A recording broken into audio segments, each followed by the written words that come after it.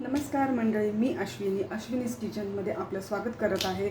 आज आपण करणार आहोत एक मॅजिक पावडर, ज्याच्यासाठी लागणारं साहित्य जे की आहे जिरा, धना, मेथी दाणे, ओवा आणि बडीशेप।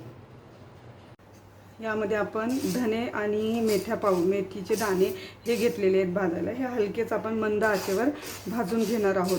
धने हे थंड असतात, त्यामुळे ते बऱ्याचदा आपण उन्हाळ्यात धण्याचं पाणी पितो का, तर आपल्याला उन्हाळी वगैरे लागते, त्यासाठी ते धने चांगले असतात। त्याचबरोबर पोटाच्या विकारांसाठी पण धने हलकं असतं, पचायला मदत होते। आणि मेथीचे दाणे हे शुगर कंट्रोल करते, इन्सुलिन आणि साखरेची पातळी ही नियंत्रणात ठेवते।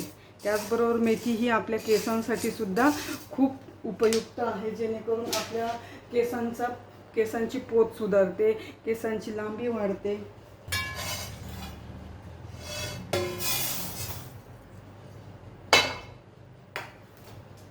हे आता आपण घेणार आहोत बडीशेप, ओवा आणि जिरा। तुम्हाला हे पण आपण सर्व मंद आचेवर भाजून घेऊया। भाजण्याचं कारण म्हणजे असं की बऱ्याचदा पावसाळ्यामध्ये वगैरे किंवा आपला चुकून ओला हात लागला तर मग बुरशी लागते किंवा मग आळई लागते, ते होऊ नये म्हणून आपण हलकेच ते थोडंसं रोस्ट करून घेणार आहे। बाकी त्याच्यामध्ये विशेष असं काही रिझन नाही आहे।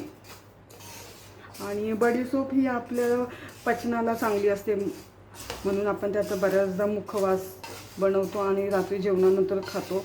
पचनासंदर्भात ज्या आजार आहेत, पोटाचे जे आजार आहेत, त्यासाठी बडीशेप आणि ओवा, जिरं हे सर्वच उपयुक्त आहे।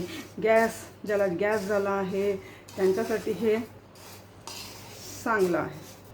हे झालं आहे आपलं हलके भाजून, तर याची आपण एक पावडर बनवून घेणार। थोडंसं थंड झालं की मग याची आपण पावडर बनवूया।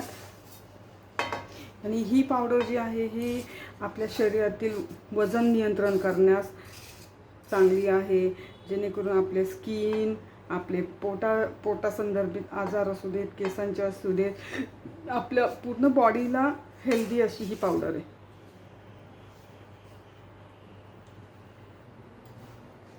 हे सर्व मिश्रण आता थंड झालेलं आहे, आपण त्याला थोडंसं मिक्स करून घेऊया व्यवस्थित आणि त्याला मिक्सरच्या भांड्यामध्ये घेऊन थोडी त्याची पावडर बनवूयात।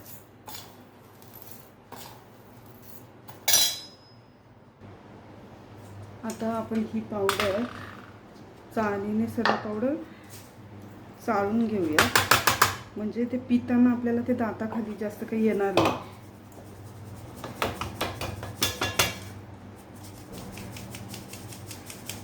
आणि हे जे जाडसर आहे ते पुन्हा आपण एकदा मिक्सरमध्ये बारीक करून घेऊया, म्हणजे आपले कुठलाही थोडाही जे इन्ग्रेडियंट्स आहे ते वाया जाणार नाही।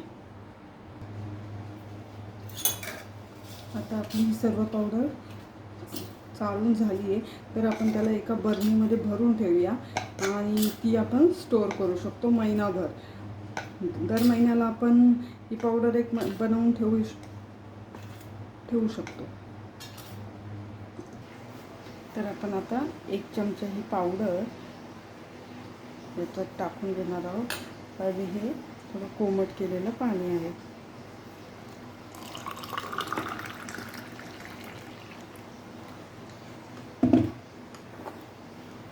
अर्धा चमचा, अर्धा लिंबू किंवा 3-4 थेंब तुम्हाला जसं आवडत असेल तसं तुम्ही घेऊ शकता। आणि हे ड्रिंक